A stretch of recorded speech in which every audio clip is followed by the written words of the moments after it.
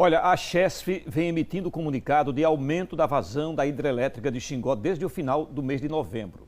E os impactos na população ribeirinha já são notórios. O rio é outro. E para falar mais sobre isso, eu vou conversar agora, a partir de agora, com o pós-doutor em agronomia e especialista no Rio São Francisco, professor Antenor Aguiar. Professor, boa noite. Boa noite, Ivan. Boa noite, telespectadores. É uma alegria estar aqui na TV Atalaia. E a satisfação é toda nossa, agradecer a sua presença aqui no Jornal do Estado. Professor, nessa época do ano, geralmente vem a notícia, né, da vazão do Rio São Francisco que aumenta. Por um lado, é uma notícia boa, por outro lado, já causa assim, alguma apreensão. Eu gostaria de saber do senhor quais os impactos que isso oferece para o setor, justamente, a vazão do Rio São Francisco.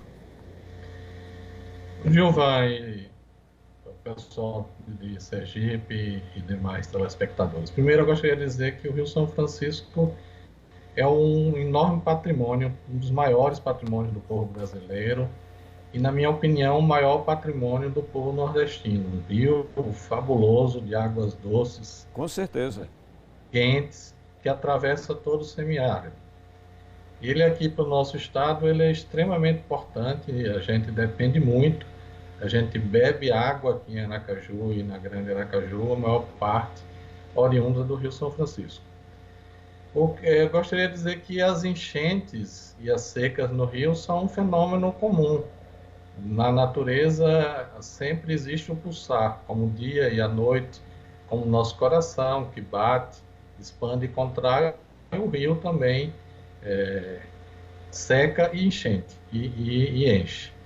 Nós vemos com muita alegria a cheia desse ano, isso tem sido objeto de estudos, de desejos de sergipanos e alagoanos durante muito tempo. Nós passamos aí pela maior seca já registrada aqui no Nordeste, que durou aí de 2010 até 2016, e a vazão do São Francisco chegou a 500 metros cúbicos por segundo.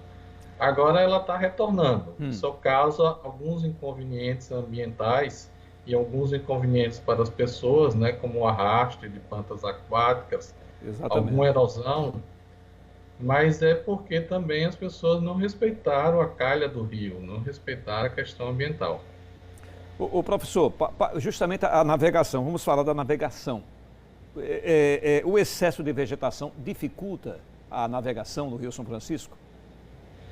Dificulta sim, mas a seca dificulta mais, né? A gente, nesse período que eu falei aí, em 2016, chegou a ter possibilidade de que a balsa, a famosa balsa entre Neópolis e Penedo, não conseguisse atravessar, ela fazia um enorme círculo. O que eu posso pedir é que as pessoas tenham um pouco de calma, que as águas vão passar, essa cheia vai passar. Em breve nós poderemos estar vendo aqui nas nossas praias algumas dessas plantas, uma maior turbulência, a cor mais escura, mais amarronzada. Isso é natural da natureza, é o aporte de sedimentos, o aporte de nutrientes, muito importante. Agora, o que está ocorrendo, Gilvan e telespectadores, é que a comunicação precisa melhorar. Então, essa iniciativa de vocês de trazer isso é boa. Mas eu entendo que as pessoas que vivem muito próximo da calha do rio, elas não são notificadas como deveriam sobre a vazão do Rio São Francisco. O professor, agora com relação à risicultura e os perímetros irrigados, gostaria que o senhor falasse sobre isso, se há prejuízos. Sim, existe prejuízo sim. A gente precisa lembrar, talvez, nossos estudos a gente resgatou, existiam 76 lagoas marginais que enchiam o Rio São Francisco, era como o Nilo. Tinha as lagoas marginais, enchiam de peixe, as pessoas plantavam arroz. Após a construção das barragens em cascata, essas lagoas, a maioria delas secaram, deixaram de existir e foram substituídas por perímetros irrigados. O que acontece, o principal efeito que está acontecendo nesses perímetros irrigados talvez seja pelo tempo, são perímetros de 40 anos, foram construídos aí no meio da década de 1970 do século passado, precisaria de um investimento mais vultuoso aí para manutenção desses perímetros, que não acontecesse. Então, os drenos talvez não estejam sendo suficientes para descarregar a água do arroz e é possível que os agricultores sofram. Fazemos Sim, pode concluir. Esperamos que eles tenham seguro, né? Seguro da safra pelos bancos que negociam, ou se não tiverem, o Estado de Sergipe ou o governo federal possa ajudá-los nessa situação, já pensando que o arroz agora está bem precioso, com valor bem alto. Professor, vamos falar da água agora nesse período. O senhor acha que há algum perigo para o consumo humano dessa água do Rio São Francisco? O consumo direto, sim. A gente pede que as pessoas não façam isso, porque justamente com essas cheias, a lavagem, né, é possível que haja contaminação.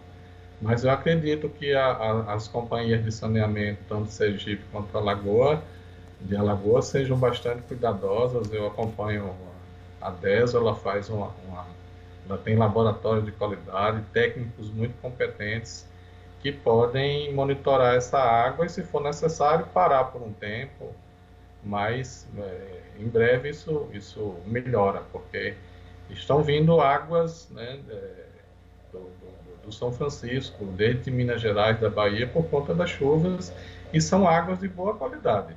Momentaneamente elas ficam turvas e arrastam sedimentos que aparentam má qualidade, mas em breve passa.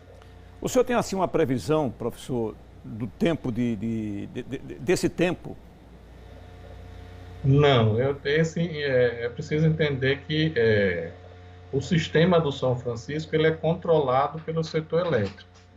Infelizmente, a gente tem um rio artificializado. Então, a água que chega aqui em Sergipe, em Alagoas, desde Canidé de São Francisco até Brejo Grande, é a água que passa nas turbinas de Xingó. Sim. O que nós estamos acompanhando é que o setor elétrico, os reservatórios do Sudeste, principalmente, e também do Sul, estão com baixo volume, então eles estão gerando maior quantidade de energia elétrica com as hidrelétricas aqui no Nordeste para compensar. Eu acredito que ou no máximo menos do que isso, mês, passe. Tá bom, professor. Muito obrigado pela sua entrevista. Professor Antenor Aguiar, especialista no Rio São Francisco, pós-doutor em agronomia. Uma boa noite para o senhor. Boa noite, abraços.